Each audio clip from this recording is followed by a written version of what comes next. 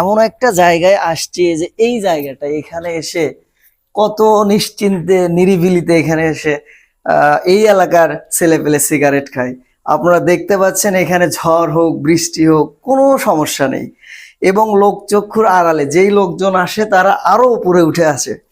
আর সবচাইতে মানে আশ্চর্যের বিষয় হচ্ছে, আপনি যদি খেয়াল করে দেখেন, ওই এখান থেকে অল্প একটু দূরেই হচ্ছে মসজিদ। ওই মসজিদ কাছাকাছি, তারপরও এই সমস্ত আহ নেশা জাতীয় দ্রব্য এখানে পান করে। তো দুঃখের বিষয় হচ্ছে মসজিদের পাশেই কেন তারা এখানে এই সিগারেট বা অন্য অন্য নেশা জাতীয় দ্রব্য পান করবে। তো এখন বিষয়টা হচ্ছে তাহলে কি করণীয়? করণীয়টা হচ্ছে এটা যে আপনারা যারা এখানে আশেপাশে আছেন তারা এখানে মাঝে মধ্যে এসে দেখবেন যে আপনার ছেলে, আপনার ভাই কিংবা আপনার কোনো আত্মীয় স্বজন এর মধ্যে আছে কিনা, তাহলেই তারা সতর্ক হয়ে যাবে।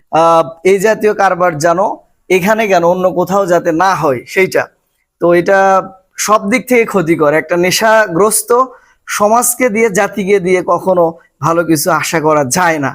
তো আমার এই কথা শুনে অনেকেই মন খারাপ করবে, মন খারাপ করলেও আমার করার কিছু নাই, কারণ সত্য বা আহ, যেটা হচ্ছে যে ক্ষতিকর দিক সেটা আমি তুলে ধরবই। সব মিলিয়ে আপনারা সকলেই ভালো থাকুন, আর এই বিষয়ে অবশ্যই খোঁজ খবর রাখবেন ইনশাল্লাহ, এই আশা ব্যক্ত করি আমি সোহেল ইবনে মাহবুর, জনস্বার্থে। আল্লাহ হাফিজ।